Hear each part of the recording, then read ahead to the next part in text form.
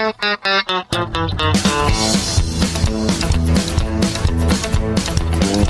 on in, sit right down. Keep your hands up and keep your chin down. Shut the door. Time to go with Randy Harris and Knockout Radio.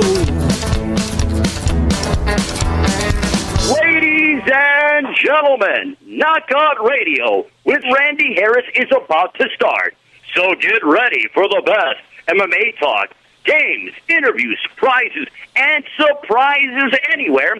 For Knockout Radio, I'm the voice, Ray Flores, and you can follow me on Twitter, twitter.com/Ray Flores MMA, or facebook.com/Ray Flores MMA. And now, here's Knockout Radio. Hey-o. Hey, everybody. You having fun yet? I am having a ton of fun. How are you doing? I'm doing awesome. Now that we got over the bridge, we got here in one piece, considering we have a typhoon outside. But we are in studio. This is Wegs. We have Sean across from me. Right here. Frank. Yeah, buddy. Doing the board. Randy's going to be joining us. Hold on. It's nice to see you, Frank. It is. Yeah, it's nice to have you guys in here, man. Yeah, get to Rare enjoy. occasion. Yeah. When was the last time we were here? I don't know, but they rolled out the red carpet for us and everything. Ace greeted you. We had Ace greet you. Right. And GT. And GT, And yeah. GT. A welcoming committee, to say the least. The Walmart greeters. Yes. So, yeah, we have a handful of people here, but we have Derek out in Chicago. He's doing something, rather. Drinking with Patrick Kane. Oh, okay. All right. So he's in jail, then? Not 100%. He's trying to avoid being in jail. Yeah, exactly. Randy's going to be joining us fairly soon, hopefully.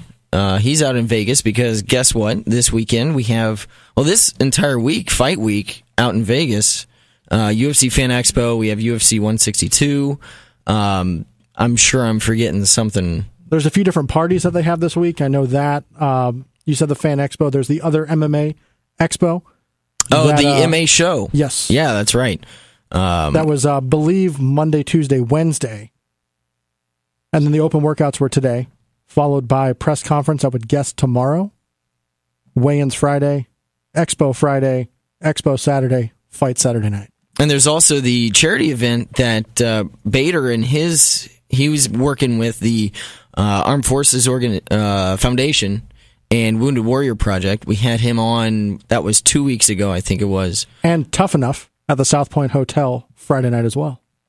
There's just all sorts of stuff going on. It's a good weekend to be out, or a good week to be in Vegas. Yeah, and we're in Tampa. Of course we are.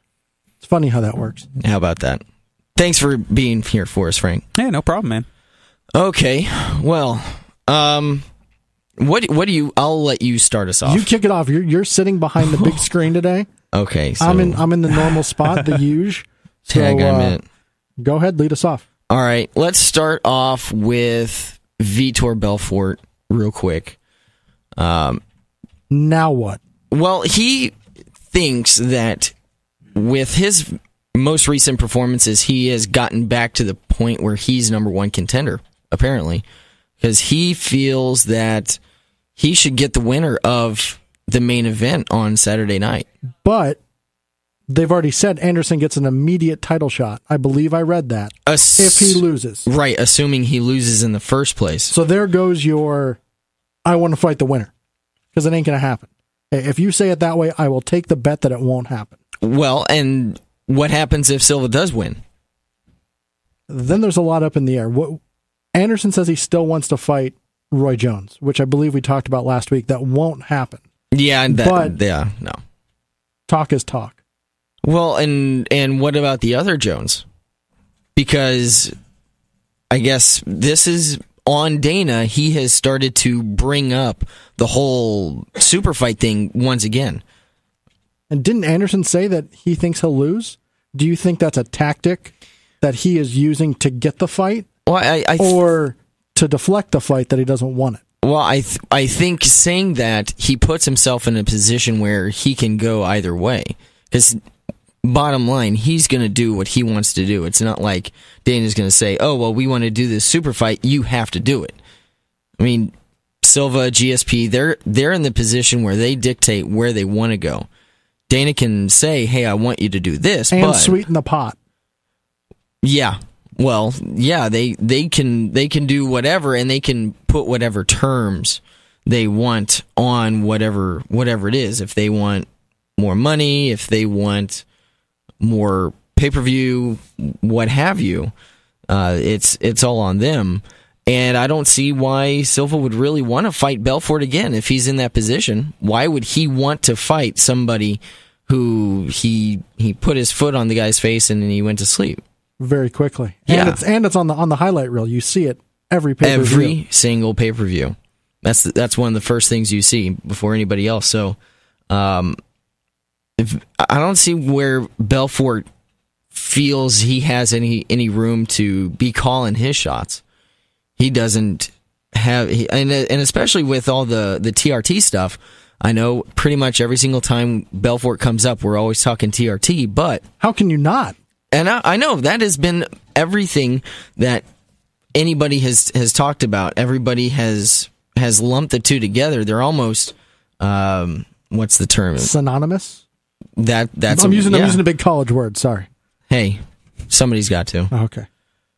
That was pretty good. Thank you. I appreciate it. I've been waiting all week for that. He wrote it down in his notes. He's like, I'm going to use this word. One of these days. It's the word of the day. It is. It really is. So you're talking about Vitor Belfort and fights for Belfort. I believe that Belfort says that Gegard Mousasi has to earn a shot at him being Vitor Belfort. What do you think about Gegard Mousasi fighting Vitor Belfort? Mousasi I don't know about yet. He hasn't lost. He just got to the UFC. But he hasn't lost since 2010, and that was to King Mo. Okay. He has, I believe, 2 losses on his record. 2. And, one being King Mo, and Gono is the other one back in 2006. Okay, so out of all there was 3. Sorry, 1 in 2005.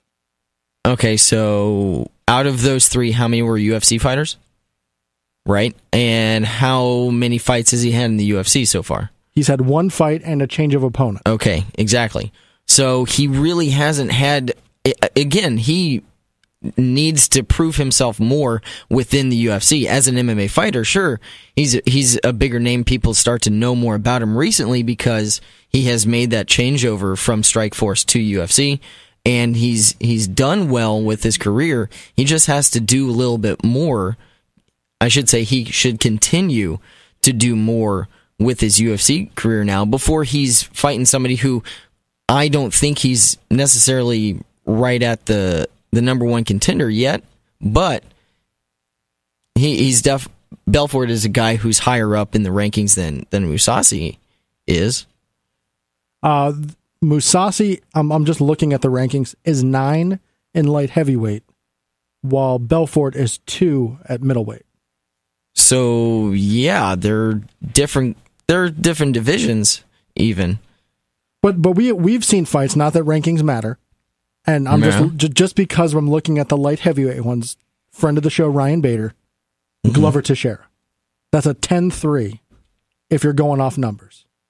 So it'd be the same. If you're going off numbers based on people in the same division, yeah, they're ranked 10 and 3 within the same division. But if Mousasi were to drop down, then he would still be an unranked fighter in middleweight.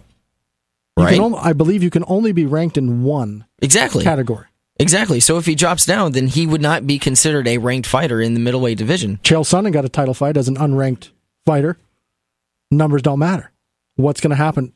What does Dana want? Exactly. What does Dana want? But what does Dana feel is going to provide the better show? He knows Sonnen is going to be able to sell that fight. That's going to be he's a polarizing person. Plus, those were both title fights. So what do you see for Mousasi? Just put in some more time. Does he? And so Mousasi was the one that said that he wants Belfort? He said as of a couple months ago, he was thinking about dropping to middleweight. So he still has to make the drop first. He hasn't even dropped down to make the weight to fight anybody in middleweight, much less somebody who's towards the top of the division. But being at the top of one division that he was, I mean, in Strikeforce, he was the top. To go to the UFC, same parent company, they took the best of the best from Strikeforce. Right. So he is no slouch, and we have seen that. I know Randy likes to say, let's see what they do, but for the most part, they've proven that wrong, them being the Strikeforce fighters. They've come to fight, and they've performed exceptionally well at the highest level. You know what? He's a former champion. Vitor's kind of in the middle of nowhere right now, especially what's going on with Anderson. I say give him the fight. Okay, so the top 4 in middleweight. Think about this, and this is just a quick. Here you go. He being Gegard Mousasi was supposed to fight in Sweden against Alexander Gustafsson. Correct. Yeah. For his first fight, not going off numbers, per se, the number 2 fighter at light heavyweight. Wasn't there a change of opponent there though? Yeah. Mousasi fought one of Gustafsson's training partners because Gustafsson that's got right. the cut. That was Ilir. Yeah, it was somebody. Latifi. Ilir Latifi. There we go. Okay, so Mousasi was scheduled to fight Gustafsson. Yes. Gustafsson was the one that had to and pull out. And I believe if Gustafsson won, he was going to get John Jones. Yeah, that would have been... That was the whole... But he still got John Jones, we saw today. Yeah, that was officially announced. For September, remind me, 20... I believe it's 21st in Toronto at the Air Canada Centre. Now, I think John Jones has fought there 3 out of his last 4 fights, something like that. In Toronto? In Toronto. That seems like the location for the John Jones fight. So maybe that should be the location of a super fight. Apparently they like their champions fighting in foreign countries. Well, in Canada at least, because it's been 4 fights for GSP. He hasn't fought outside of Canada in years. No, I think his last one was that in Montreal against Diaz. Yeah, his last 4 fights have been in Canada. So not only not in the U.S., but they've all been in Canada. He hasn't fought outside the United States. And that's why it was such a big deal that the next fight for him against Hendricks is going to be in Vegas. 2 of the last 4 that John Jones has been in Toronto. Okay. While all 4 of those fights have been in the Eastern time zone. Does the time zone thing make it as much a difference, though? They're putting it right around his hometown. He's fought. Well, okay. He's fought twice in Toronto, twice in Newark, and these are the championship fights. He's fought in Denver for the title against Rampage, but other than that, he's fought Newark, Toronto, Atlanta, Toronto, Denver, Newark. Keeping it around that region, the New York area. But that's what they were doing with GSP in Canada. But I'm just saying, rubbing it in New York's face, kind of like, this is your guy. There's many options we can go to. I don't know. I think. Well, okay. Do you think there's a determination on location by the fighter themselves? I don't think so, but I do. I don't want to say no, but just noticed trends that July 4th is Vegas show. It's always Vegas. Memorial Day weekend is Vegas. New Year's and Super Bowl are Vegas. Then you can kind of go off the other shows from there. That all the other months they're going to have international shows or other states, other cities that they're going to move around. And it seems like September and November are your Canadian dates. And now they're throwing Brazil.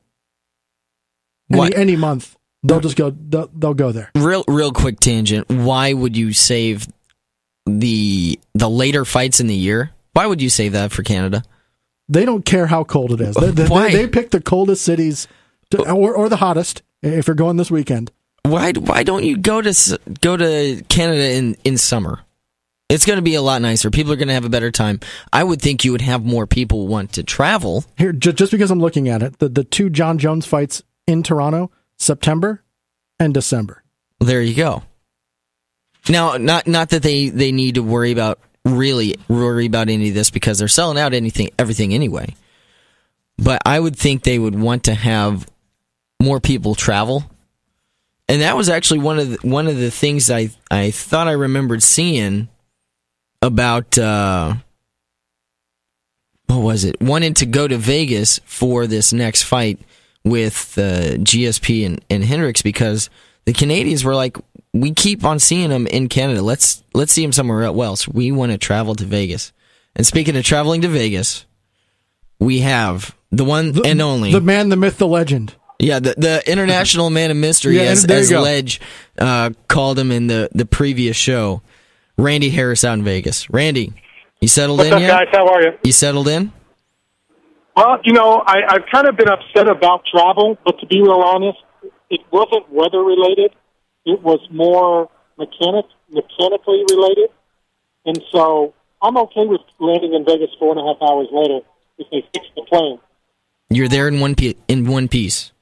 I got here just in time. I was supposed to go live from the Century booth. Right now, I'm hanging out at the Fight Dentist. We've had the Fight Dentist Adam on many, many times. We'll still give away. He doesn't even know it because I'm manning his booth. But we're going to give away some mouth guards from the Fight Dentist, and he doesn't even know we're doing it. So you guys can handle it. Pick a couple of winners. We'll hook them up with some mouth guards. But more importantly, I just met a guy that makes apps from Creative Technology Design. We're going to have our own Knockout Radio app in the next, couple weeks, couple months, whatever. And that's going to be pretty cool. That's going to be awesome. Looking really forward to that. You just told us, and I'm already looking forward to it. That is pretty cool. It's going to be really cool. We'll get more details. I've talked to him real briefly, but this place is hot. This place is going crazy. People have come up to me, and I'll tell you what, I'm a little surprised. Every single person I've talked to says Chris Weidman is going to win on Saturday. Wow. And you know what? And I said it last week. Is it something that I've been missing? But it just seems like everybody is really, really high on Weidman. Why is that? Well, I think the reason a lot of people are going with Weidman is because Chris Weidman is a better wrestler than Chael Sonnen. Chris Weidman's ground game, Chris Weidman's jiu-jitsu, let's keep in mind who he trains with, Matt Serra and Longo. He has all the tools. Can Anderson Silva knock Chris Weidman out? Of course he can. But everybody seems to think that Chris Weidman can also knock out Anderson and can submit him when nobody thinks that Anderson can submit Chris Weidman. So I'm just a little surprised that not a single person, I'm okay 80-20, but not a single person that we've talked to is picking Anderson Silva. That's crazy. Picking against somebody who has defended their belt so many times, who has had just head and shoulders more experience than Weidman, and nobody's really given him a chance. I just don't understand it. Just don't get it. I would much rather go with people saying, you know what, I think Chris Weidman has the chance to win. Not everybody saying Chris Weidman's going to win. Flip it the other way, and I understand. Hey, something else real quick. Next Wednesday on our program, I just ran into our good friend Seth Petrozelli, who said he has yet to do any media. He has yet to talk to any radio, any online, anybody, about his retirement. He'll be on the program next Wednesday for his first official statement. Exclusive interview here on Knockout Radio next Wednesday. Seth Petrozelli on his retirement. That's pretty awesome. Yeah. Sorry, didn't mean to cut you off. No, I just said, yeah. Unfortunately, the radio equipment hasn't even gotten here yet from the airport, so we're just doing this thanks to AT&T in the ballroom. All righty. Well, let's move on a little bit. Well, let's stick with 162 since that's where you're at. It's the hot button. Ooh, you like that one? Sure. 162 is the hot button right now. Go ahead. Continue. That was just my 2 cents. What has everybody been saying about the Frankie Edgar Charles Oliveira fight? Have people been talking about it? Are they looking forward to it? Unfortunately, I'm not going to be able to answer any of that. The original plan was I would land at 11 o'clock. I would go to the UFC Open workouts from 1 to about 2:30 Pacific time and then get over here and set up. I don't know. I literally ran straight. Well, I didn't run. I You ran? From the airport to the Venetian in the ballroom. I don't know what people are talking about, really. I talked to a few people in here, and obviously they're talking about the Weidman-Anderson. I haven't been able to talk about anything else. And let's be honest, we talked about it last week with Mark Munoz. I'm looking forward to that fight. He has made an incredible transformation. I mean, there's been pictures of him that have come out showing him dropping well over 50 pounds just to get where he was. And as you said, we talked with him a little bit last week about how he had to get back into the game from a mental aspect just so he'd be able to start performing physically. I mean, I think I saw numbers of him being at 261, and he had to drop down to be ready to fight at 205. Really impressive stuff. I don't know if you've had a chance to see some of the pictures, but crazy. Well, again, I haven't been able to. And real quick, before the fight Dennis comes back, let's give away the first mouth guard, and we got to do it quick before he comes back. So the first person that calls in or tweets, we'll go with her as well, to tell us the name of who the fight Dennis is. Okay. All right. So first and last name. Anybody who knows who the fight dentist is, give us a call, 1-855-483-6646, or tweet us at Knockout Radio. Tell us the first and last name of the fight dentist, and you'll win a free mouth guard from the fight dentist from out there in Vegas. Do it quickly. We got to try to do it before the fight dentist realizes we're giving away his stuff before he gets back. And when is he going to be on again, Alex? Any idea? Maybe. Well, I mean, Randy, is there a possibility of getting the fight dentist on, and maybe today, but maybe next couple weeks? Well, I mean, we can get him on anytime you want. We can get him on right now if you want me just to hand the phone to him. Are you going to be able to talk some mouth guard questions? Oh, that's a good point. Got to get all that equipment there too. Details. It's all in the details. All right. Well, it's not logistics. It's not logistically possible yet. We'll get the fight dentist on again, very shortly. He would have been on live if we had all the radio gear set up, but like I said, it's not even at the ballroom yet. Well, it does suck that you had that little bit of a delay today because I mean, you ran over just to be able to get on with us, but there's a lot of stuff going on in Vegas. Sean and I were trying to go over everything. We were saying it's the Fight Expo. UFC Fan Expo, there's 162, obviously. There's the MA show. We actually talked to them last Friday on the Friday show. There was that going on. There's the event with Ryan Bader and the rest of the fighters in support of the Wounded Warrior Project and the Armed Forces Foundation. Let me jump in real quick. The Ryan Bader charity event has been postponed, so that will not happen on Friday. But there are a ton of charity events going on. There's just a ton of parties. Pre-parties, after-parties. Friday at 8 o'clock at a hidden location, they're going to be unveiling the Masked movie, the movie about Charles. So looking forward to that. Charles Lewis, we all know the story, obviously. So Tap Out and the same people that have done all that Tap Out TV shows and such are going to unveil that on Friday night. But there is so much going on, you literally cannot get to it all. That's tough enough. Also Friday night, didn't even step on your list of events. But yeah, there's just so much going on, it's crazy. A lot of announcements out of UFC this week. One of which we touched on a little bit earlier. We had the announcement of the John Jones-Alexander Gustafsson fight for UFC 166, September 21st. I think we saw it was the 21st. So that's finally happening. Dana's been very active as per his usual. One of the things he was talking about the Eddie Alvarez situation, and he actually said that at this point he should actually be fighting for Bellator. Had you heard about this yet? What are your thoughts on him coming out and saying basically, at Bellator, pay the guy? Well, yeah. I mean, I guess he said that on the scrum on Monday, and we'll talk about this real quick, and then I'll turn the show back over to you, and I'll walk around a little bit, see what I can find, and then maybe call back in a little bit. But from what I understand, he talked about that on Monday, and really he has no choice but to say that. Eddie Alvarez is locked in. He's locked in with that contract. He's locked in with the judge in trial. You know, they've said that he's Bellator, let's be honest, property. And so what else can Dana say? You know, you either fight for Bellator or you sit there and try to fight it and not make any money. So, you know, I think it's the right thing for Dana and Zuffa to say. You know, I don't think it's in Eddie Alvarez's best interest to just sit back and wait, you know, for the courts, because the courts have already said we're leaning towards Bellator has your rights. What else can he do? But why didn't they say it earlier? That's my question. If this was basically the right stance from the get-go, really, once the court said, okay, well, we still have to work everything out, why didn't Dana just go ahead and say it then?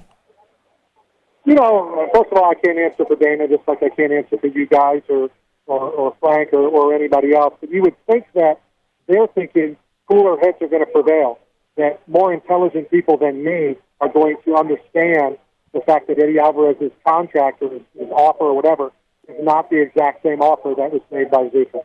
And maybe they were hoping that the judge and the courts would finally, you know, come to their senses. But who knows? And again, we don't know. Dana could have, you know, picked up the phone to Eddie Alvarez a month ago and told him that. We don't know that. We just know that that was the comment that was made on Monday. And, you know, we'll see how it plays out. But Eddie Alvarez isn't going anywhere. He's stuck with Bellator, you know, from here on out. All right, I'm going to sign off. I'm going to let you guys handle it. I listened to the first couple minutes. You're doing a great job. I'll see what I can do. I'll try to grab somebody for you. We'll talk via Twitter or whatever else, and we'll talk soon. Have fun. All right, Wegs, so you were talking about the Frankie Edgar, Charles Oliveira fight. Correct. Just looking at the records, do you think this could be Edgar's last fight in the UFC if he were to lose? 4 straight losses. And look at the opportunity that Oliveira has going into this fight, losing his last fight the way he did with such a fast knockout to Cub Swanson, who's also, I believe he's fighting on this card. Well, one thing I'll say about Edgar is I feel about Edgar almost the exact opposite about how I feel regarding BJ Penn. So I said that he lost his last 3, being Frankie Edgar. Oliveira lost his last fight by knockout in the first round, and they're the co-main event Saturday night. That's a good point. Cub Swanson, who knocked out Mr. Oliveira, is the so-called curtain jerker of the main card, fighting Dennis Seaver. Well, also when it comes down to it, who has a bigger name out of all 4 of those people that you just mentioned? Well, of course, Edgar has a huge name and a huge following. But is this you have to cut ties at the end of the fight? But I'm not saying that I want him to be cut, but business is business. And can you keep paying somebody? I'm sure it's not cheap to pay this guy. Absolutely. Again, because of his name, and he does bring people to and it's to not the like table. it's not like he's lost to cupcakes. No, and that's sort of going to be along my point. This is going to be the first time that he has fought in a non-title fight since 2009. Yeah, it's been a while since he's been in just a 3-round fight. Right. So he's fighting, and his losses, all 3 of those losses were all decisions. But one was a split decision, which a lot of people thought he won that fight. A lot of people thought he won the previous one. So when it comes down to it, yes, he has lost 3 in a row. They've all been close, exciting fights. People liked watching them. And as I said, I feel about Frankie Edgar the exact opposite as I feel about BJ Penn. I feel BJ Penn has been done a long time ago. I think Frankie Edgar is in a unique position that even if he did lose to, yes, even if he does lose to Charles Oliveira, I think he still doesn't find himself without a job or being cut from his contract. I think a lot will have to do on how he loses, if he loses, but I think he's in more of a win-win than anything. Charles Oliveira, obviously, he lost his last fight to Cub Swanson. He's 2-2 in his last 4.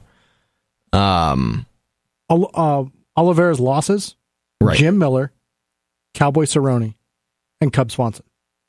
Those are names that people have heard of. And out of his last 4 fights, he's 2-2. His 2 wins, Eric Wisely and Jonathan Brookins.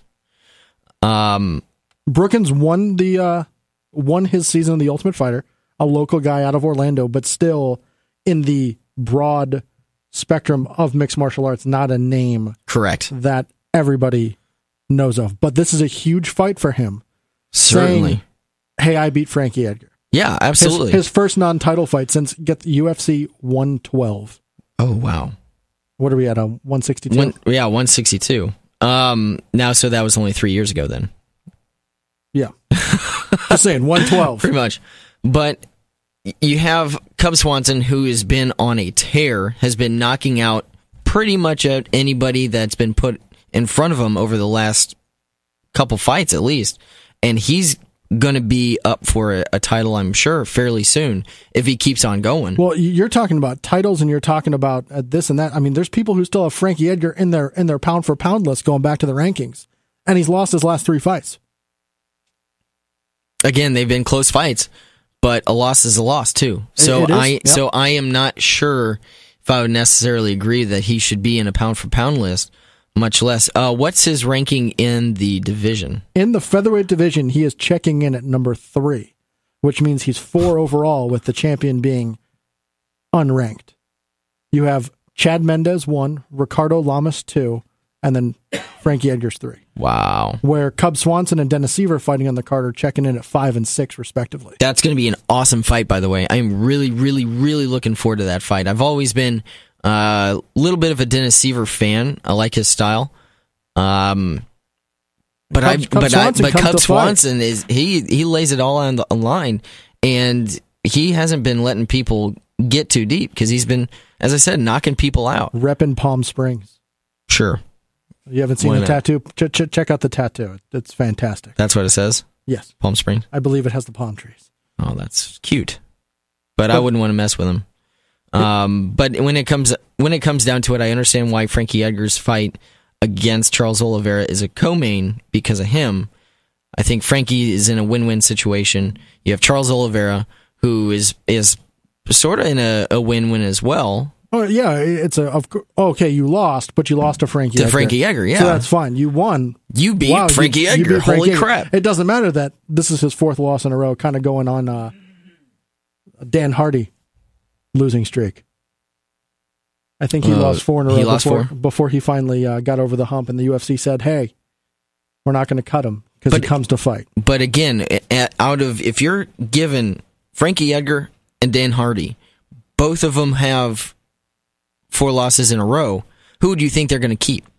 It would be Frankie Edgar because of the exactly. name. So if they kept Dan Hardy, then they definitely would keep Edgar. So he talking does about nothing to worry Oliveira about. real quick, unranked. Absolutely, yeah. He's how many fights in the UFC? Well, he's been around for a while. An experienced UFC fighter. Just this is that step that he needs, and I think the UFC has given him a great opportunity.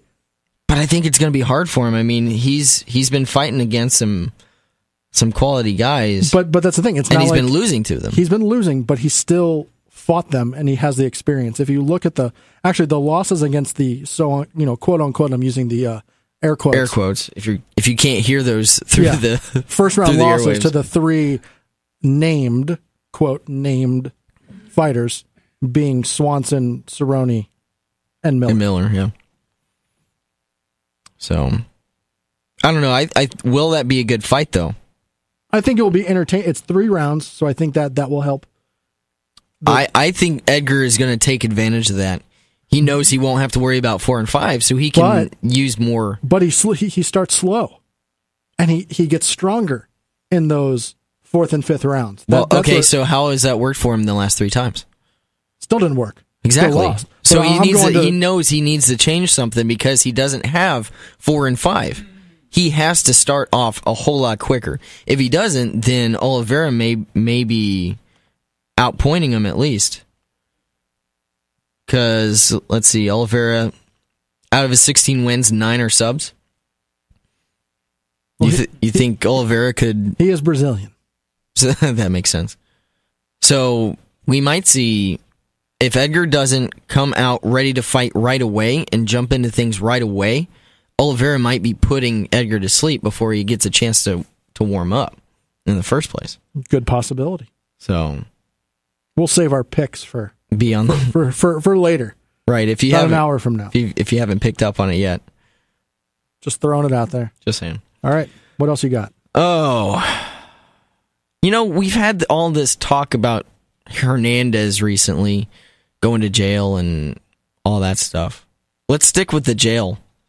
You see about Rosenthal? What he finally got for his sentencing? No, I did see the free Rosenthal shirts, though. Free? Yeah, free Rosenthal. Really? Yes. I did see those online. But out of Colorado? I don't know where the shirts were coming out of. Do you have what the charges are and what he is sentenced or going for by chance? What were they for? It was, I think it was conspiracy to distribute, and I think there was another one. Oh, man. Oh, yeah. Conspiracy to manufacture and... Manufacture. There we go. And distribute marijuana. I just saw the charge. Not only some marijuana. Frank, what do you think the charge is? Cultivation and distribution. No. I'm saying, how long do you think he got?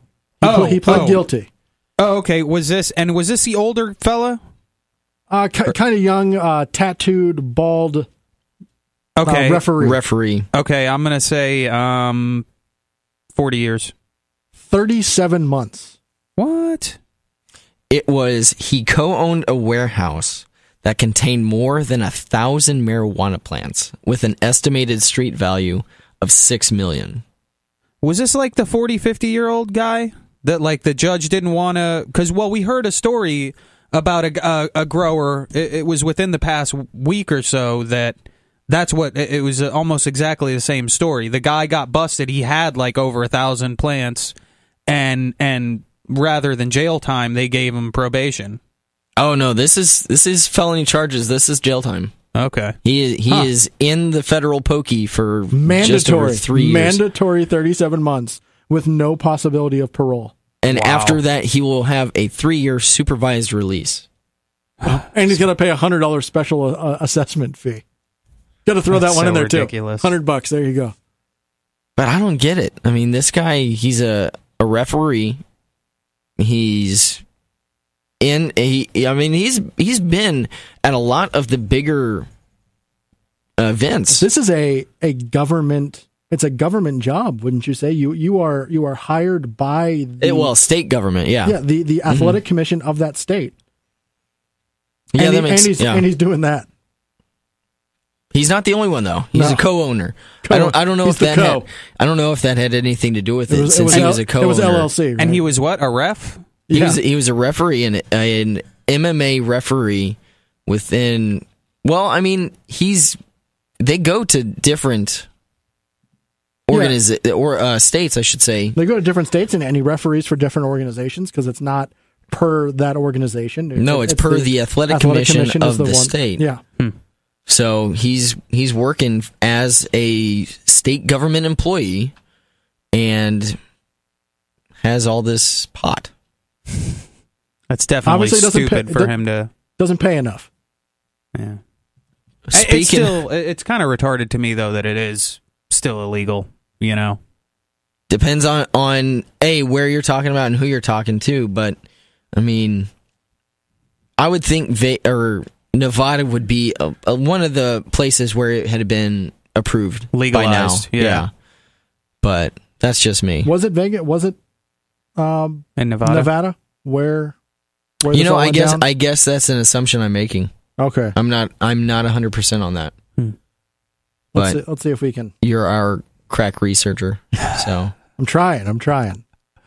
Google-ate that, would you? I'm doing it. I'm reading. What Shannon says that, right? Throw it into the Google-ator? The Google-ator. Of all the cities in the West, it is West. What would you think of? That's right, Oakland, California. The Oak Town is where it went down. Okay, well, that makes sense. But it's also legal. Medical marijuana is legal in California. Yeah, so... And I believe the government does pay people who have permits to grow it for them. Right. I don't think he has the permit. I would imagine he failed to get a permit, or at least didn't have his updated. Failed to get one. I think he failed to apply. The paperwork was in the mail. They hadn't gotten it yet. It's a snail mail. What are you going to do? He didn't fax it. He should have faxed it. That is awesome. I can't find the picture of Free Rosenthal, but I'll keep looking. Yes, please do. Let's see. Shogun Sonnen, FS1. Oh, no, I want to hit something else first. Okay, because you're running this thing. I'm just kind of here. I'm driving this ship. Oh, God. He's a captain. Yeah, I know. Aren't you, like, in the Army, though? I was in the Air Force. Don't disrespect him like that and say the Army. Well, they do like don't you jet call him a soldier carriers and stuff. So I guess you guys do boats as well. In the Air Force? Yeah, boats, right? Aircraft carriers and no, stuff. That's the Navy. That's the Navy. Okay, yeah, no. Damn it. No, I disrespected him twice now. Sorry. 3 strikes. He's coming across the table. You're gonna beat my ass. No, man, I'm in the chair force. We sit in the rear with the gear. We They drink do paperwork. we drink what? coffee. The one thing I've always heard about the Air Force is it's like the least, I guess, like kind of work intensive. Like they kind of kick your ass the least, and they pay you the best. Well, we get paid truth? the same. Everybody gets paid the same based on your rank. So it has nothing to do with what branch of the military you're in. Right. Okay. Right. So if you're one rank, that's what you get. Huh. So an unless E5 getting shot at is getting the pay the same as E5 sitting across the table. Hi, Googling, as people like to say. That being said, if you are in a deployed environment, if you're in hostile territory, you get extra tax-free pay. Your base is the Combat same. pay. You have your same base pay, but depending on your job and what sort of things that you have to deal with, even being separated from your family, also, you get little. Yeah, it's not a lot, but you get a little bit of extra tax-free as well. Well, that's cool. So you get compensated a little bit. Do current members, do veterans, do reservists, do they get paid enough? No. What about the work part? I mean, do you think you got it any easier than the Army boys or like, say, Marines or Navy? Did you see that look on his face when he asked that question? Let me think it. Yeah, I got it a lot. I had it a lot easier. Well, I know. Well, Certainly. Marines supposedly are supposed to be the hardest to kind of get through the basic training and everything. Isn't that? I can't say yay or nay because I didn't go through it. I would have to. I imagine that's probably a true statement. There's this. You're part of the 3 months. club. You don't have like the insight on every facet of like the military now. It's like a clique in high school. They all kind of roll with themselves, and they stay away from each other. They don't mingle too much, Yeah, like the Marines and the Army dudes. And Yeah, we don't play well with others. No, yeah, and You're not my doesn't go type. like Get that. away. Heard all y'all are queer. But wow, Well, I'm not saying that. I'm just saying that's maybe like the Marine guy or somebody saying that. okay, It's a All right, bit so, larger than me. all right. You're That steering being the said, ship. Let's go. That being said, moving right along, you mentioned about we were talking about pay, and we might see the end of the discretionary bonuses, the fight of the night, the sub of the night, knockout of the night, and any extra stuff might be out. Dana said that people kept on complaining that everybody wasn't getting paid enough. So instead of doing the extra stuff after the fights, after seeing how people perform, might as well just take those away altogether and just bump up everybody's base salary, since everybody was complaining that the lower named fighters, the newer fighters, don't get paid. So what they everybody's should. not complaining. See, I'm taking the Randy Harris approach on this one. Everybody's not complaining. The Okay, people who feel they're not getting compensated fairly are complaining. You have the top, however many percent at the top, who are fine.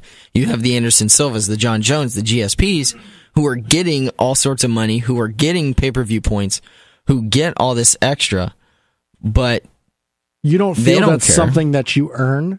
You earn that salary. You earned that contract. Well, and that's something that your management's there for as well. Exactly, and that's actually something that Travis Brown talked about, because he came out and said, well, you're getting a contract. To fight in the UFC, you have to have a contract. Yes. You have to sign that contract. You have to agree to those terms. You know what you're getting before you fight. Yeah, so it's not a surprise. Right. You know. You didn't bust your ass for 3 months in training camp. You fight. You kick someone's ass. You get your ass kicked, and they say, "Oh, here's a check for $2,000." You know you're getting 12 6 and 12 months in advance. You're getting X amount of money. Yeah, you know you're a 12 and 12 fighter. You're getting 12,000 to show, 12,000 to win. You know that you're a 25 and 25 fighter. You know this in the beginning. If you don't agree with it, don't sign the contract. Have your management renegotiate if you have that leverage. If you have proven yourself in the past to say, "Hey, give me more money." More money. More money, more problems. But if you don't agree with it, don't sign the contract. And once you sign the contract, don't bitch about it. I don't know. I mean, logic makes sense to me. But I don't know. Do you like seeing the no more knockout of the night, the of the night awards afterwards? I don't like that because it gives you something to talk about while you're watching the fight. What do you think? Everyone always asks that. Do you think that was fight of the night? Well, up until this point, yes, I think it was. No, I think it wasn't. I think how they did it could be changed because Dana can come up with whatever he wants. What do you mean how they did it? Dana decides it. If you want to, okay, I see what you're saying. And this is just like other sports when it comes to MVP awards and stuff like that. It goes to the media.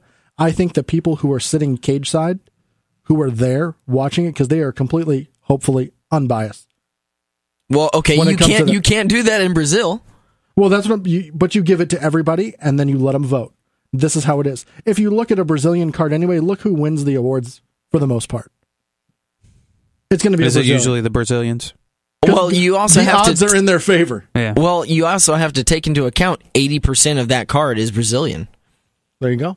So I don't necessarily think you that can could throw say, it off too, because who's doing this one? Well, these people are going to vote for this guy. This one's going to vote for that. It's going to bring it all down, and someone who might deserve it, or someone who you don't think would get it, because normally it's the bigger name guys that do win these things. Well, they're also the ones that are winning. No. What I'm saying, that's the main card fighters are getting fight of the night. When the second fight of the night should get it, that it was a better fight. But when you're leaning one way or another, it seems like the bigger name fighters get it. I don't know. I thought I remembered there was a streak where just cards were crap. The main cards were crap. Well, and it was the prelims that were providing a better viewing experience. What was the last one? 160 was the Memorial Day weekend, correct? I think that's the one that sure. Mike Tyson was there. That like in the crowd was oh god, who? Well, not only was he in the crowd, but he actually chose who the knockout of the night was. I think we get to see the people's finale, the people's finale of the last Ultimate Fighter, Son and Jones, where Uriah Hall will face Josh Saman, friend of the show. Josh Saman. And on the main card. Yeah, that's the second fight of the main card, and correct? There's 6 fights because they're debuting Fox Sports 1, so I think there are Fox Sports. So they're going to do it big, but that's pretty impressive, and can't wait to see it. It happened a whole lot sooner than we thought it was going to happen. Yeah, and I'm really glad you said it the way you did. The people's finale. It is the people's finale. I mean, how many weeks did we watch that thinking, this is going to happen, I can't wait to see that fight? Yeah, and that was sort of how things just had naturally been building. That's, well, the editing. Storyline that they built were these editing. 2 guys. And it was really 2 guys that you weren't supposed to like. No. From how they edited it. It was Josh was there to, I'm here to get to the finals, which is your job. I'm going to put the easiest road to get to the finals, which again is your job, to get to the final and get that contract. And then Uriah Hall, who was kind of a dick to his own teammates. Kind of. Depending on who you are, he was there for himself, which is why you're there. He was a little bit of a head case. But that's why you're there. You're there to get the contract, and that's like what Big Country said. You're here for yourself, and you're here to get to the finale. If you can end each fight quickly to make sure that you're not hurt and you can continue, you have to do it. You don't have to win pretty, you just have to win.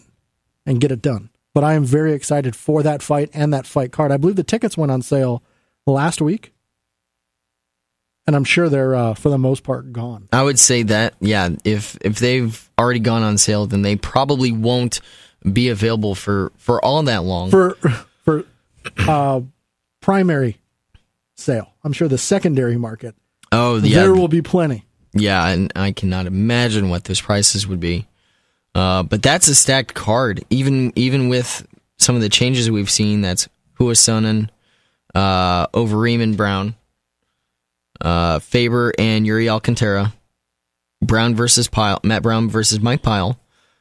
We have the People's Finale, and then Joe Lozon, the Curtain Jerker, Joe Lozon and Michael Johnson. So Joe Lozon, a local boy. He is from up there, isn't he? He is. Creepy Joe Lozon. I need to show you that shirt. Talking about shirts. There's 13 fights on that card.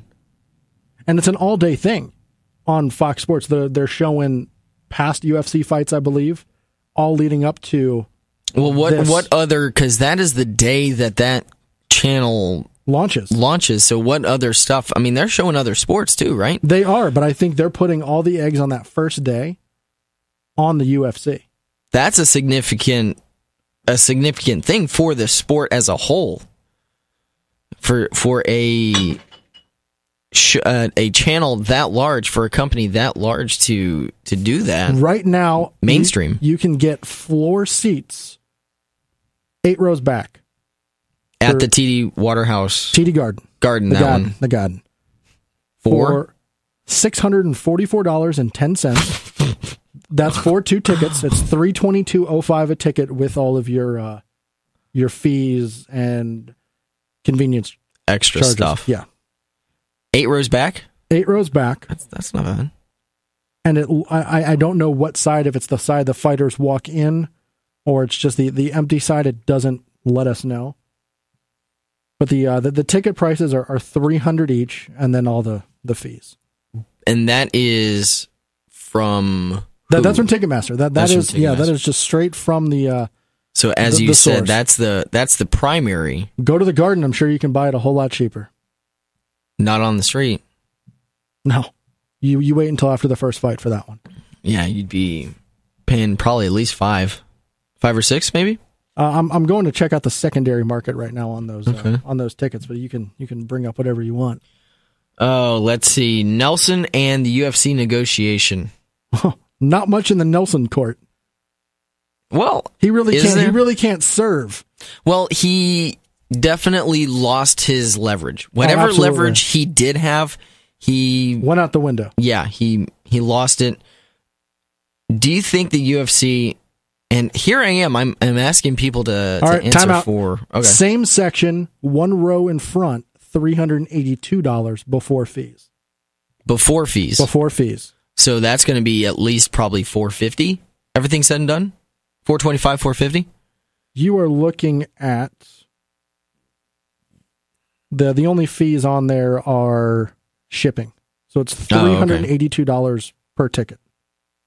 A little bit more. 1 row up, but it's still kind of the same. Go to Ticketmaster if you don't want to pay any of those other fees. If not, there's many places you can find them online. But get them now. Go ahead with get them now because they're not going to be lasting long. I don't know. I would almost say the UFC. You think they would try to gouge them? Oh, of course. It's a business. It's a business, and after. Well, 1, what Dana thinks of Roy Nelson, and 2, what just happened with Roy Nelson, they can gouge all they want. Well, and I guess it depends on who you talk to. You say it's a business, and it makes sense that they're going to try to get him because he is a quality fighter. He has a name.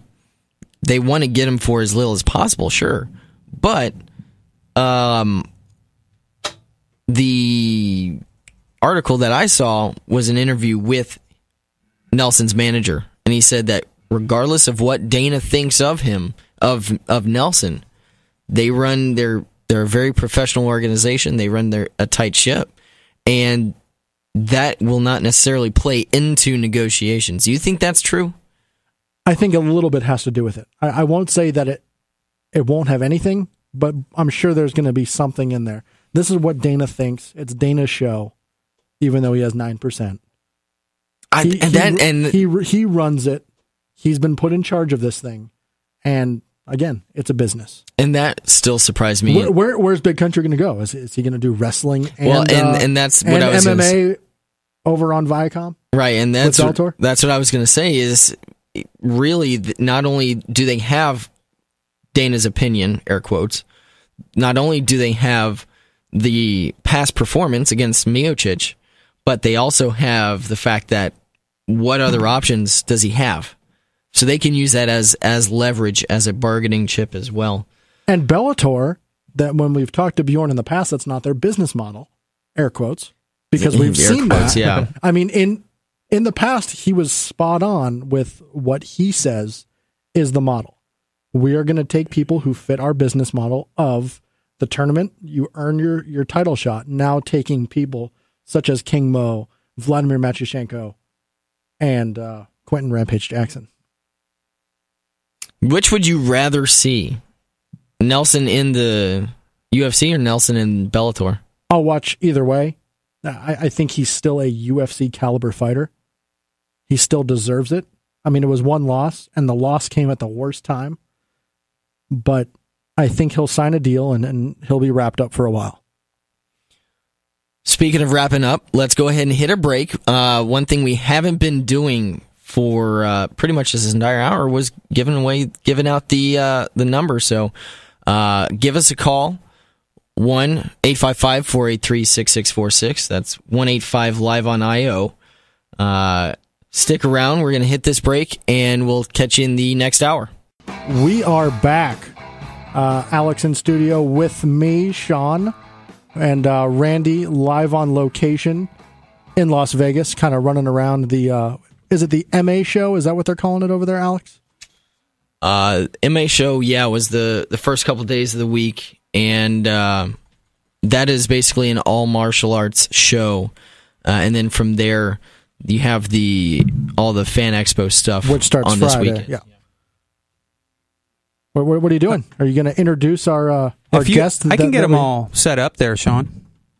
Or Wegs. Or Alex, I'm sorry. Whatever. I think we're good. I think we're good. We actually have a guest in studio right now. We have Geane La Pulga Herrera, who's going to be fighting at the end of this month, the 26th. And here in Tampa. Yeah. For the RFC. And not only that, but this is your second time in studio with us. Yes. The first time was a year ago. You were also fighting for the RFC then as well, right? Yeah, no, that's true. I was fighting at the time for the 135 title. And then for this one, I'm making my debut at 125, and I'll be fighting for the Florida 125 title. Did you fight it all in between? No, actually, this year was a rough year. Life hit me. Life happens. Life tends to happen.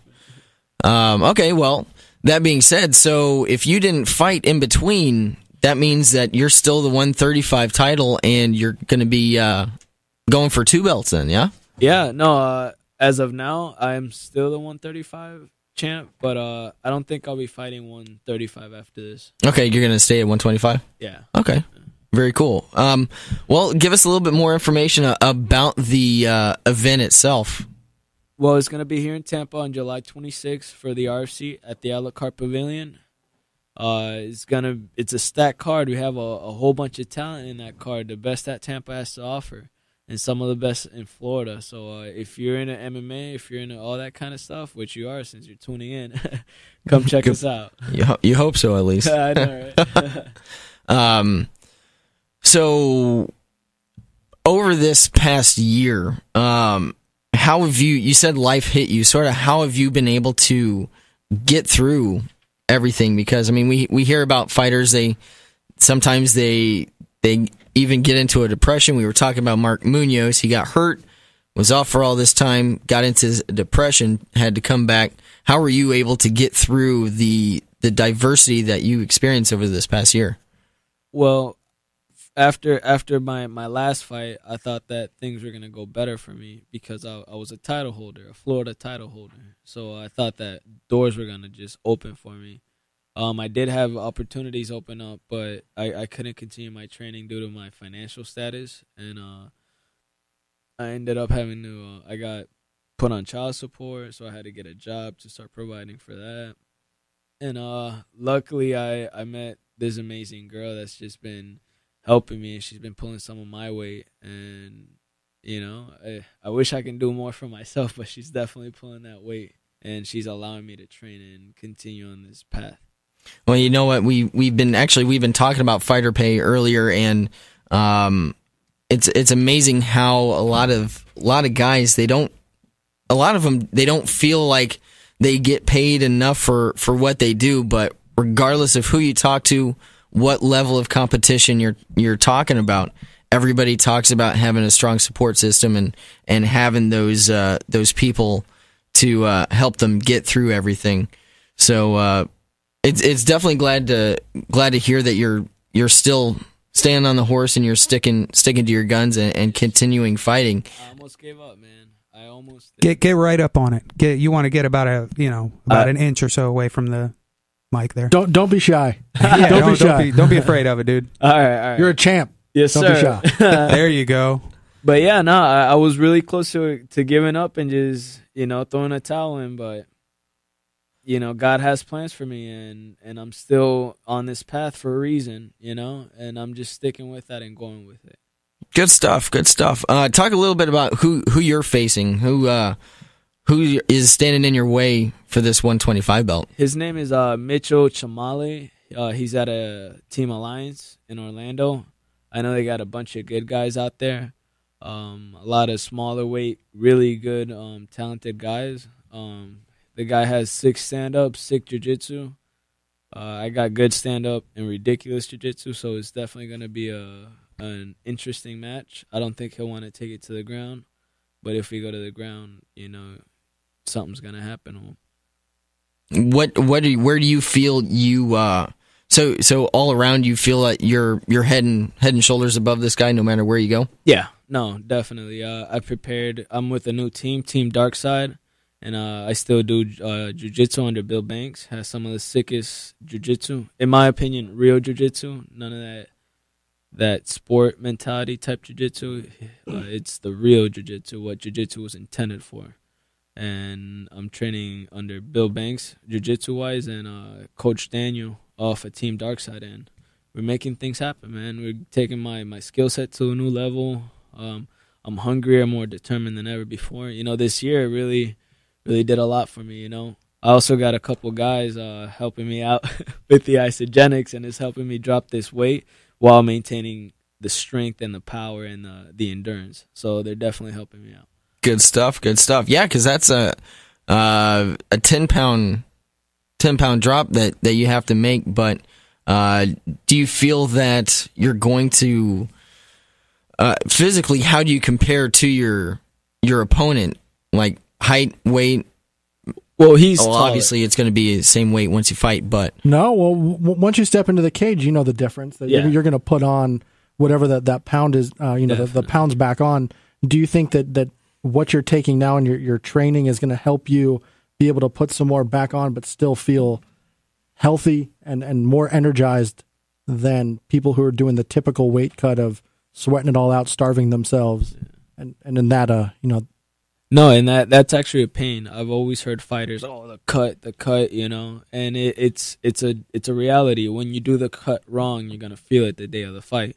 Thanks to Isogenics and the guys that have set me up with it, we've come up with a great game plan to where I won't be so far from the weight that I have to meet, but yet I'll be able to keep that strength and that power and endurance that I was talking about. So necessarily, I'm not trying to gain all these pounds back.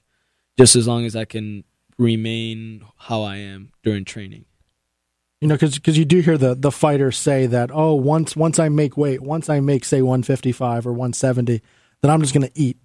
I'm going to go there, I'm going to have this, and this. And I think that's kind of what attributes to the lack of success in the cage the next day or the ring, that they're putting all this stuff back in their body that they haven't had for so long. Exactly. So I think what you're doing is you're keeping it from start to finish the same way, so you're prepared either today or was it July 26th for your fight? Yeah, well, when I did fight 135, I would wake up and not eat, and that was my weight cut, because I'd walk around 138. So I think that the best place for me to be at is 125, and I'll be cutting weight. But like I said, I'm doing it the right way. It's a healthy cut. It's not a crazy, unhealthy. You said sweating. crazy. Yeah, and that kind unrealistic. Yeah, and that actually kind of messed up my next question, because I was going to ask you if you were dropping a whole bunch of weight to get to 135, because that means that your body had been going through this unhealthy process for a while. Yeah. And you actually hear some horror stories, because I know Jacob Volkman, for the last World Series of Fighting, the day before the fight, he actually blacked out and had a seizure. Oh my God. Because he was so dehydrated, he was so dry. I'm telling you, man. What's that guy that missed the weight like 5 times in the UFC? Oh, Anthony Rumble Johnson. Yeah. That guy. I definitely don't want to be that guy. And I finally feel like we have it down to a science to where we're gonna do it right. Yes, it's my first cut, but I'm already almost at weight, and I'm feeling stronger than I was at 135, and I just feel good and ready to go in there. So not to look past your fight on July 26th, RFC for the 125 belt against Mitchell Chamale here in Tampa at the a la carte pavilion. Not that you're looking past that, but what's the plan? You said you're going to stay at 125. What's your plan past July 26th? Yes, I'm definitely staying at 125 for sure, and that's going to be my weight. And I'm not trying to jinx myself, knock on wood, but I'm talking to Cage Warriors right now, and hopefully we'll get something going on overseas so that I can start facing higher caliber fighters, which that's why I'm in the sport, to really test myself and my skill set. So I'm very excited about that if all goes well this fight. And Very awesome, very awesome. Well, before the end of our interview, we want to give you a chance. You already talked a little bit about Isogenics, but just to give you a chance, talk about all your sponsors and who has helped you along the way, not only in the weight cut, but just so you're able to continue training and live your life and make your life easier. Well, nowadays, I don't know if it's the economy still hurting everybody so bad, but I only have 2 sponsors as of now, and that is Competitive Edge and Performance here in Tampa, Florida. They're awesome. Everything that has to do with rehab or with just strength and conditioning, anything that has to do with that, those guys would take care of you. They've taken care of me. The therapy that I've seen a lot of therapists, sports and athlete therapists, but this guy really knows what he's doing. And that's why, I'm sticking with him, and I'm representing his name, because the guy knows what he's doing. Also, the guys at Isogenics, the product, man, it's incredible. I wouldn't be able to do it if it wasn't for them guys. So yeah. Well, definitely. Thanks for coming on. Thanks for sharing about how things have been going with you, and definitely best of luck on July 26th when you fight for the 125 belt. Thank you, guys. Hopefully I'll see you all there. Absolutely. Thank you for coming in, man. Yeah, we will definitely be there. Definitely feel free to hang out and chill, and if you want to chime in on whatever we end up going to, we go on so many tangents all the time. Okay. Can't really... he's steering the ship, so I'm letting him go. So it's on you, sir. Just waiting to hit an iceberg. Thank you for the vote of confidence. I really, really appreciate it. Well, something that you actually mentioned, Geane, was going overseas and fighting, and we are continuing to see UFC expand, and they actually just announced that this past week that tryouts are in July and August for Tough China. Huh. Really? Yeah. Wow. The other thing that I saw was they were doing the open tryouts, I believe in September, for Australia and Canada. Tough nations. Yes. Okay. That you have to have a passport. I did see some of the stipulations. You have to have a passport from either country. That would help. You have to have at least 3 professional fights with a winning record. And you have to make it to either Toronto for the Canadian tryout or Sydney for the Australian workout. Oh, man. So it has to come out of your pocket to go out there? Yeah. Oof. But you have to have the passport too. Of course. So they're more than likely you're going to get the Canadian citizens. I mean, I don't know how many dual citizenship people we'll see go. I'd plan it like a vacation because you never know, if you're gonna make it or not. That's a good point. Might as well make it a vacation big afterwards. Party of it. You gotta, afterwards, handle business first, like always, and then if it doesn't go your way, go have some fun. Now I know this was a question that Randy asked of Kyle Noak when he was on, considering he's the coach for the Canadians, or excuse me, the Australians. My bad.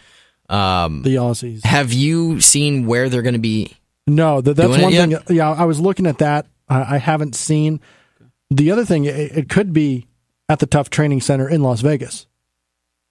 They already have everything built. Would that be better? I think it's a good idea to have everything there because that is the general training facility, and that's technically when you think about mixed martial arts and you as being a fighter, you think Las Vegas as the Mecca. Of course, that's where you want to go with the UFC being headquartered out of there. That you're going to Vegas to train to possibly be the next Ultimate Fighter. Sounds like a fun time. It does. And just get the Vegas heat. And if these guys are coming in from Canada and Australia, for the coach's sake, they want it to be somewhere else. Well, yeah, because they want already it to be in Sydney. I'm sure both coaches want it to be in Australia. Well, and Randy wants it to be there so he can go. Well, he wants the finale to be there so he can go. He really can't go to the fights in the house. It's not like the live one when he was able to. That was pretty cool. Awesome, man. That is supposed to be featherweight, lightweight, and welterweight fighters, and the finale will be in Macau. I don't think they haven't said anything about timing or filming, just that the tryouts are in July and August. And I think they can't. The requirements for that is you can't already be in an organization. Okay. You have to have fights that are verifiable through mixedmartialarts.com and SureDog. Okay.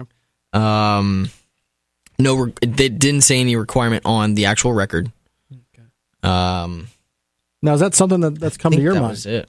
About going on one of those reality shows or trying out for one of those reality shows? I thought about it before. I mean, I think every fighter has thought about it before. Personally, I kind of want to stay away from that because, the TV has a lot to say on the type of people that go onto the show.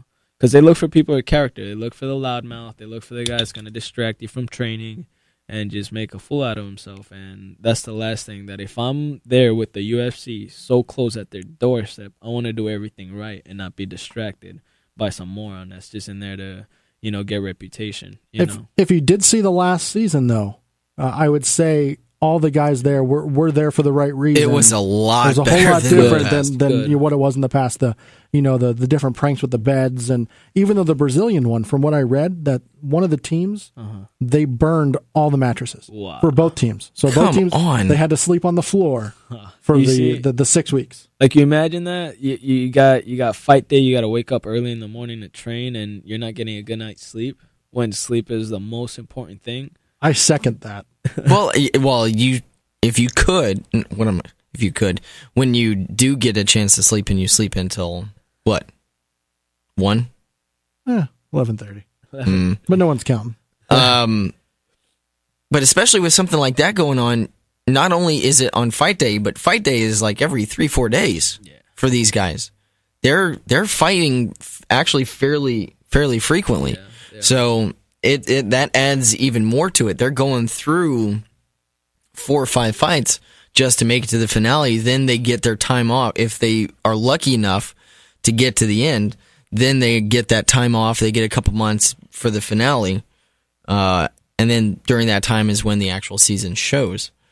So, I don't it's going to be interesting. It is going to be interesting to see as the UFC grows, as the sport grows, seeing how they continue to grow with the reality show and moving, as Sean brought up, Tough Nations, Canada, Australia. We have now the announcement for Tough China. I think China's going to be very interesting. There's just so many people there. The talent pool's got to be so deep. Well, you have the talent pool, but you also have the type of fighting as well. Yeah. You're not going to see much in the way of Brazilian Jiu-Jitsu. No. Definitely not. You're going to definitely find more pure, I would have to imagine, more pure martial artists. The as old opposed school to, martial arts. Yeah, less of a, I would say less of a mix. Some kung fu in there. Yeah, you'd I have. haven't seen kung fu in MMA just yet. I haven't seen any fighters throw some nice looking kung fu in there. Really, the So- only thing since I you can. said, not rounded martial Right. art, one, this has always gotten me, and I don't know about you guys. When they say someone's a hybrid fighter, isn't that the whole thing of mixed martial arts? That's Mixed. It's mixed. So you should have more than one skill. So why are you a hybrid fighter? Yeah, that's true. People that say it aren't thinking. As a mixed martial artist, that's what you should say. No matter what your skill set is, you're a boxer, you're Well, a Muay Thai okay, so fighter. then you're saying that nobody should be a wrestler out of You're a mixed martial artist. Ohio 'Cause or that's the Iowa thing. or wherever. That's what I believe. Because you're going in there, you're striking, either hands or feet. So now you're looking at kickboxing right off the bat, even if you don't have any skills on that. Yeah, You are still fighting that type of fighting. of martial art. Yeah, no, the sport. And then you're wrestling, and then your jiu-jitsu and Muay Thai. All that stuff is thrown in. No matter what type of skill you have, you are doing it. So that's why I feel everyone is a mixed martial artist, no matter what their official background is. That's true. No, it's not the 90s anymore. The sport has evolved. You need to have those things, otherwise you won't be successful.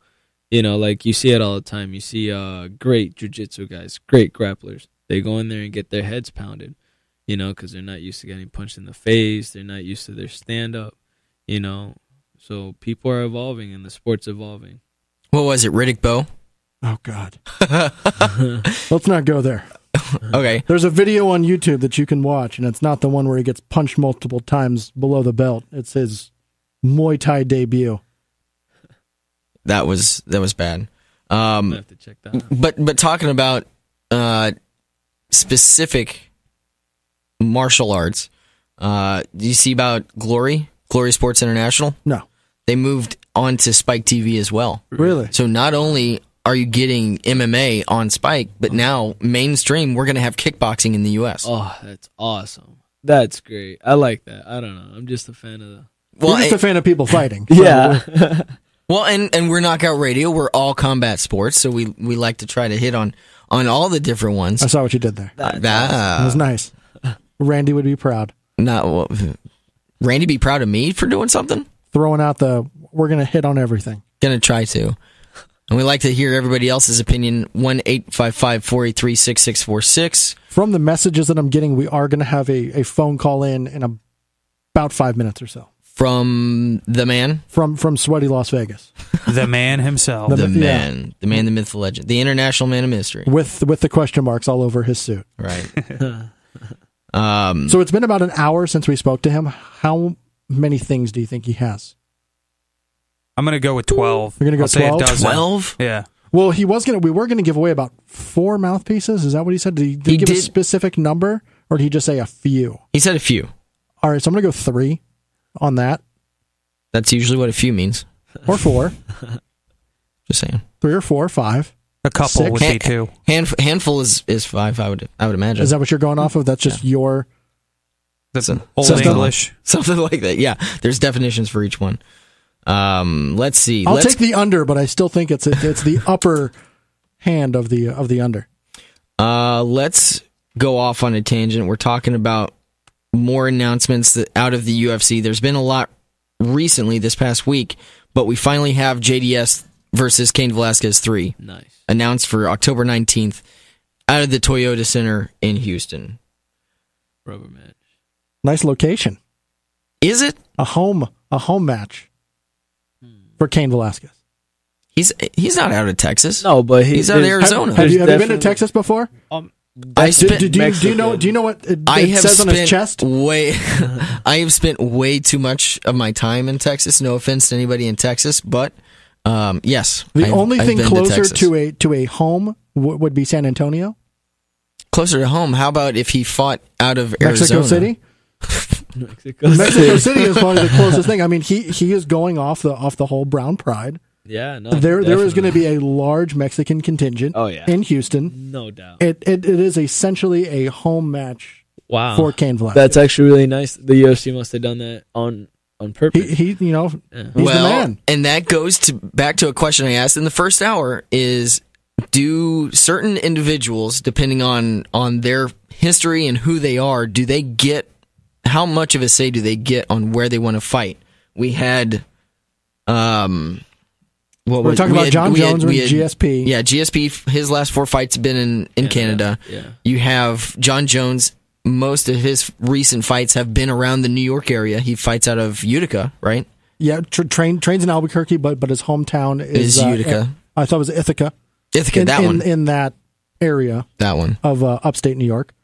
Well, I think it also kind of depends on what the state commission says about, like, for example, TRT and all that stuff. Like, some fighters won't be able to fight in that state. Like, for example, Vitor, so they might have to do fights like that in Brazil. And that's what some people were mentioning about Vitor, that he won't fight in the States again because he is a previous user of steroids, now using the TRT to help himself on a daily basis for, whatever life throws at him. Yeah. Will we see him fight again in the United States? So that's a question too. Honestly, I think that's a resounding yes. You think maybe not Nevada? Not Nevada, not for sure. Keith Kaiser already said, but if you're a prior user, then you're definitely not being approved for a TUE for TRT. But you know how the commissions work together, and what one does, the other tend to follow. True, but I still don't think that even for a guy like Vitor, I still don't think that other commissions would necessarily go along with that. I understand what you're saying when they say, okay, we're going to cooperate, but that's usually, we see that with suspensions. Because just because you're suspended in Nevada for XYZ for 9 months, that doesn't mean you're not suspended in the other ones, but the other ones have the right to deny you a fighting license for whatever fight coming up. So I'd have to imagine Vitor will fight again in the United States. Definitely. He won't have any problems with that. Well, he has a huge fan base over here, like, I get that people love him in Brazil, but he's also loved in the States, like that's the fighter that really got me in a MMA. I saw a clip of him whooping on Wanderlei Silva, and after that I'm like, yeah, I gotta do this. It looks awesome. When was that? When did you first get into it? I say, training or like when you saw that fight and you're like, you know what, this is pretty awesome. I want to do that. We do have Randy. Just wanted to let you know. Oh, well, no, we just dropped him. Oh, never mind. Just kidding. He was given something and he had to. It was actually food. Somebody handed him a plate. Yeah, and he had to go take care of that. So, when did you first get into MMA? When did you see that fight? Well, I saw that fight. I say it was a clip my friend was showing me because he was just big about it. I said it was probably like around 2003, so it was way after that fight. And I started training. Like, I've followed the sport since till like 2008, and then in 2008 I started training. I always asked my parents, take me to a boxing gym, take me to gyms to train, but they never did because we weren't wealthy. We couldn't afford those type of luxuries. But when I turned 18, I took my life into my own hands, and I said either the military or I'm gonna go with this, and it's been working out so far. Although you have setbacks, but setbacks happen in life. Yeah, life happens, and just gotta push through them. Yes, sir. Makes you stronger. Sure does. Definitely. There's something I also wanted to hit on the tip of your tongue. I know, something like that. Mark Hunt, yeah, unbelievable. Feel bad for the guy. I do too. I never seen the was it a video? It was a video. Well, I haven't seen the video. If you guys could pull up the video and show it to me, Yeah. I can bring it up over here and put it on the screen there, unless you got it, Sean. No, I don't have it. You can. I'll come around. If you can find it, hold on. That would be awesome. Basically, I'll talk you through it a little bit. He actually tweeted it out. Mark Hunt was in the hospital. Yeah, I heard. And he had I think it was a staph infection. Mm-hmm. He had just a lot of, and I think it was just from a bruise. And this was obviously from the absolute ass whooping he got from JDS. Yeah. And the infection actually caused him to, I think it was eating away at the inside of his leg. Oh my god! And they actually had to take out got pictures up there. Yeah, it took out a gigantic cookie cutter out of his Can probably find a little bit better lit one. Here's another one. You get to see some. So for those who are playing the home game, it's probably a good inch and a half, 2 inches in diameter out of his shin. Well, he had a skin graft put over that because obviously that's a large opening. You got to have some sort of covering. They couldn't just stitch it up because there's not enough skin there. So he had a skin graft. Well, his body denied it. So the skin graft, the skin they put on it, died. So he has that hole again, and he was going back into the hospital most likely sometime this week. So talking about setbacks, that's another one right there. That's a huge setback. Poor guy went through all this stuff just to get to the fight. He gets whooped. Now he has all this stuff to deal with. It's a very, very nasty. Yeah, that looks horrible, man. Injury. That'll put you out for a while. Yeah, man, that don't look like nothing. It looks like he's got a damn mouth on his shin. Yeah. I didn't even know there was enough meat on your leg, on your shin to lose that much. And it looks like it even, that's some thick skin, but you're looking at tendons and bone and nasty stuff in there. Horrible. I feel bad for the guy, man. Wish him the best. So we'll see. We will obviously continue to monitor the Mark Hunt situation. Let's jump back to this weekend, UFC 162.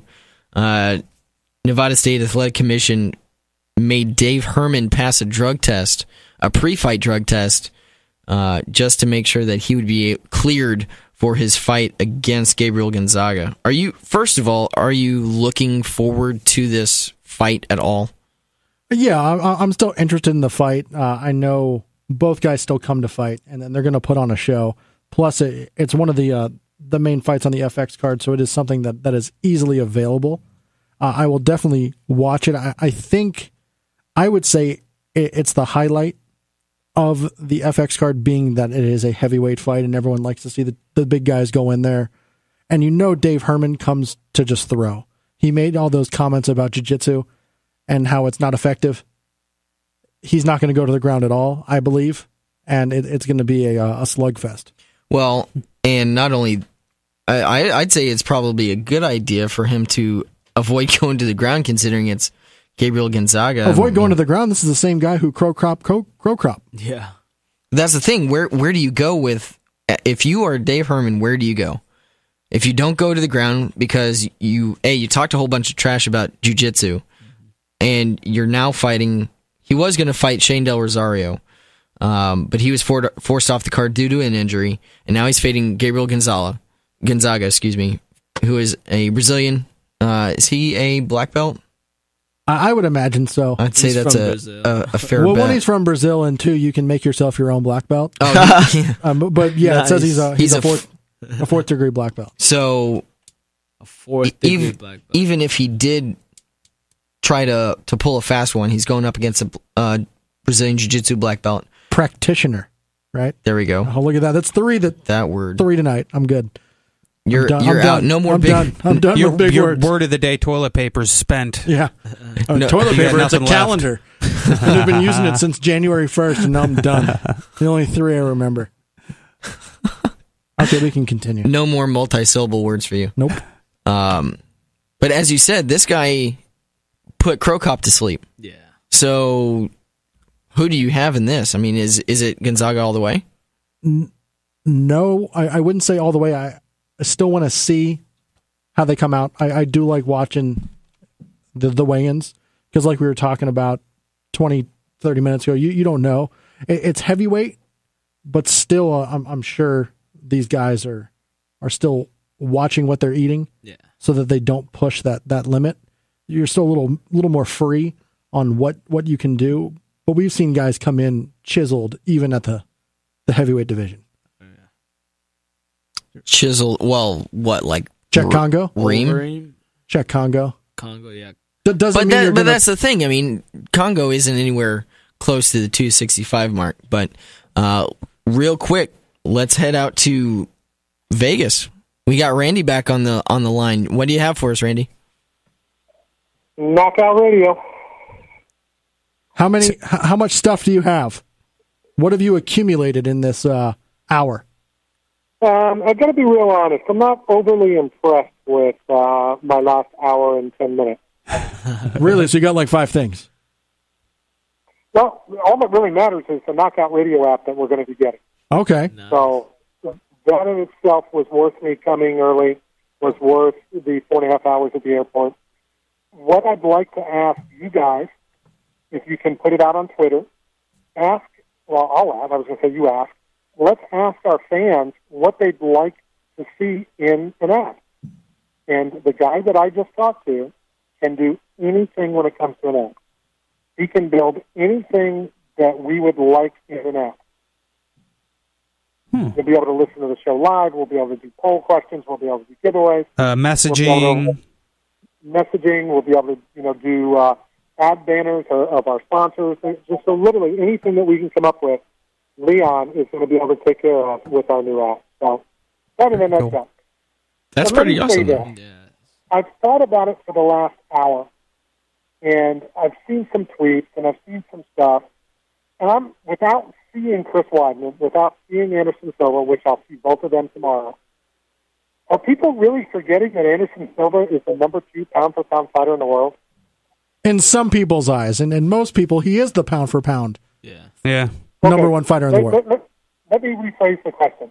Are most people forgetting that Anderson Silva is one of the top 2 pound-for-pound fighters in the world? I think they are.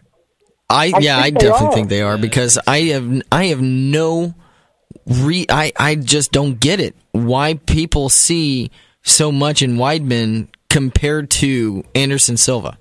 Don't you think it's like just that desire to want to see him get knocked off? You know, Sure. just That's what it Sure. is. No, I believe that a lot, Frank. That I think a lot of fans want to see new. They get tired of the same old. But these are fighters, that are taking Chris Weidman. Now, somebody tweeted to me the other day that most of the MMA fighters, because there are a few that are outside of the Zuffa family, they're all wrestlers. So, of course, all the wrestlers are going to take the wrestlers. Yeah. But I just think people are forgetting that it is, I don't call him the GOAT, but a lot of people call him the GOAT. So, I'm starting to sway. I am starting to sway back to Anderson Silva. And you're normally the guy who goes for the underdog or the challenger. Well, and maybe I'm going to go, and I'm not saying who I'm picking yet. And again, it's who I'm picking, not who, I'm not saying I want one because I like them as a fight. I'll pick who I think is going to win. But if everybody's jumping on the Chris Weidman, I might have to lean the other way. I'm not saying that I picked Chris Weidman in the past, but if his wrestling is that much better than Chael Sonnen, and I picked Chael Sonnen both times to beat Anderson, Except for the round he lost in, right? is that what they're giving it to him based on, though? Is his wrestling skills? I think Yeah. so. Yeah. I mean, but Anderson, I've never seen him as like a weak wrestler, though. I mean, he's always struck me as a dude who was pretty damn comfortable grappling. Well, it's kind of like the John Jones thing. Everybody, the fans, seem to think that John Jones can't do anything on the ground because we haven't seen him do anything on the ground. Yeah. We haven't seen Anderson do anything. He's a black belt. I'm pretty sure he's pretty good. Yeah. Yeah, I mean, and the little bit that I have seen of him, once he's locked up with people, it's never. I've never seen it not work out in his favor. I mean, he's always either gotten out of it or been able to submit somebody, or get out with or finish him with a strike. They'll find a way. And I from what I understand, Anderson was able to shrink Steven Seagal, so Seagal will be in the cage with him on Saturday. Nice. Cool. Yeah. Well, Hey, I don't know if you guys talked about the WCFL last Saturday night. Well, we have not touched on that yet. Just real quick, to fans that like MMA, you need to go out and see these guys. And I know it was a long night, and I know that it was started late because of the road rage. I know that there was an issue here or an issue there, but the last 5 fights, the 4 title fights, were insane. It was worth staying there until however late it was, 12:30. The main event, and this is why I love the sport of mixed martial arts. And I'm just going to use red, blue. I don't remember names, and I don't know which is which. But we'll say red lost the first 2 rounds close, but red lost the first 2 rounds. Going into the third and final round, and he submitted the guy that was beating him for 12 minutes. That's why I like this sport. Yeah. People need to go out and support those guys because it really is a good show. Yeah, I like the fact that it's almost never over. You know, you can almost never just predict how it's going to go. You know, I argued with somebody, and again, write this down because my old age I won't remember, guys. But I was disagreeing with somebody, and I think it was the World Series of Fighting. You were disagreeing with somebody? No kidding. that they were such great fights. They were not great fights. A great fight is when it's a close fight and you don't know who's winning. I think it's bad matchmaking if you have first-round knockouts, if you have knockouts in the first 20 seconds. If you have that constantly throughout the card, that's not great fight, and that's not great matchmaking. Is it fun to watch? Of course it is. Yeah. But it's not great matchmaking, and they're not great competitive fights. I agree with you. I believe it was the last Bellator. Well, okay. So it was Bellator, not World Series of Fighting. It was just Berkman. And we'll talk about that with Ray Cepho again, who was going to come out here. But due to the situation of my luggage, you know, we're going to have to postpone that. But yeah, all right, it was the Bellator. They're not great fights. They're not competitive fights if they're quick knockouts.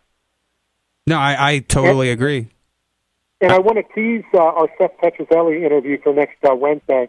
And pretty much what he said was he just didn't want it anymore. And he'll talk more in detail, you know, about his career and what he's planning up there at the Jungle in Orlando next Wednesday. Well, awesome. Looking forward to the exclusive next week here on Knockout Radio. Hopefully you guys have talked more, you know, about Saturday night than just the main event. Any thoughts, Cub Swanson, Frankie Edgar, the Tim Bosch fight, any of that stuff? We did discuss the Frankie Edgar, Charles Oliveira fight in detail, just about where both are in their career with this. This could be Frankie Edgar's 4th loss in a row. What is his status with the UFC? And then Oliveira, where he's coming from with a loss to Cub Swanson in his last fight, a knockout in the first round, how this is a win-win situation for him. And to be perfect... Go ahead, sorry about that. Let me answer one of those questions. Frankie Edgar can lose his next 2 fights. He's not going anywhere. Thank you for agreeing with me. Yeah, I agree with that. Yeah, Frankie Edgar's going nowhere. A, they were close fights. B, they were title fights. C, a lot of people, me included, think Frankie Edgar won a lot of those fights. You're not going to let a guy like that go, who's still on some list, I believe on mine, is one of the top 10 pound-for-pound fighters in the world. No, John Fitch was also on a lot of people's lists, too, and he's gone. He was never in top 10 pound-for-pound list. He was in top 10, division list. There's a big difference. That is a good point. Out of the main card, honestly, yeah, sure, the main event, Silva versus Weidman, that's a big deal, but I'm actually really, really looking forward to the Cub Swanson-Dennis Seaver fight. I think that's going to be a really, really exciting fight, and might not even make it to the end. I think there's a good chance somebody's going to sleep early and getting knocked out in that fight.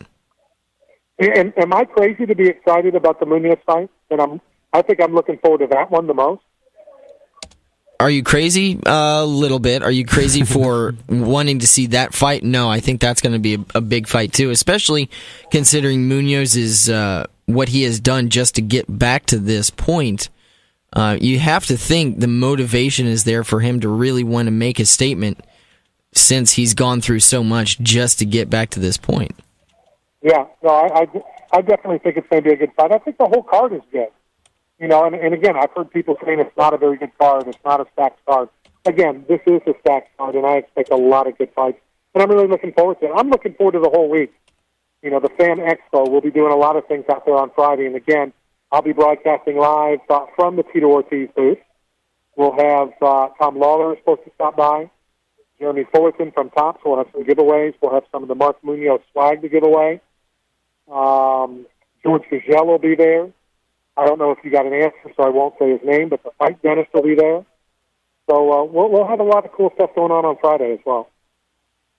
I'm definitely excited to hear the show on Friday. Jealous that we can't be out there, but it seems like it's going to be a pretty fun couple of days leading up to UFC 162. I talked to some people on the plane. They're like, I can't wait to go lay out by the pool. I go, it's 187 degrees here. How are you going to lay out by the pool? And the response? We're going to lay out by the pool. Wow. But okay. It's like a sauna. You get your swimming and your sauna all in one shot, right there. You jump in the pool, you're dry by the time you get to your chair. You can do it all. It's a one-stop shop for sure. It's a dry heat. One thing we haven't talked about yet, we do have only about 5 more minutes to go, so one thing we haven't touched yet was Bellator MMA. We have Fight Master every Wednesday night starting at 10 o'clock. And what were your guys' thoughts on last week's episode? I think it's time for me to check out. So I'm going to guess you didn't see it, so okay. You enjoy your next couple of days out there. You guys close out the show. Alex, I'll talk to you on Friday. Absolutely. And send some tweets out, and I'll send some out with some more swag, and we'll talk again. We'll all be back in studio with Derek next Wednesday. So I'm going to check out, and I want to thank Postage here at Sell It, of course, and talk to everybody later. All right, Randy. Take care of yourself, man. Thanks, Randy, and enjoy the rest of your time out in Vegas. Randy is out at the UFC Fan Expo. He's covering 162, Weidman versus Silva. Moving, shaking, schmoozing. Getting free stuff. All for free.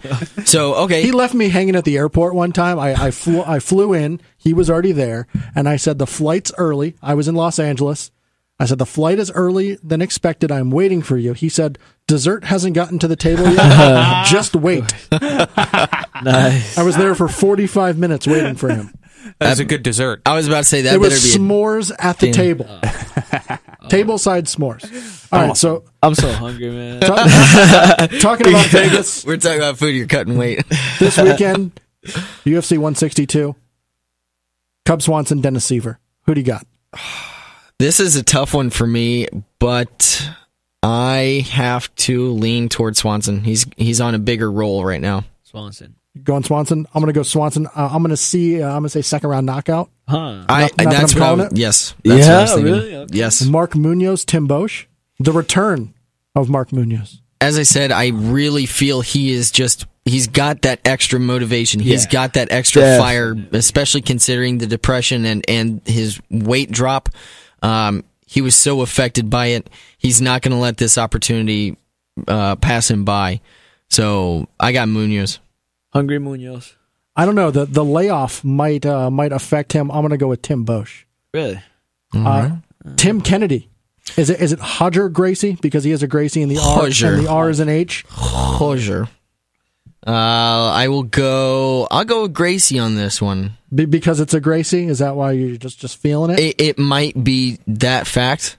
I have a lot of respect for Kennedy, former Army Ranger, but gotta go with Gracie. Making his UFC debut is Tim Kennedy. He's also in a little bit of hot water. As well as Hodger Gracie. With Dana. Yeah, but it's a Gracie.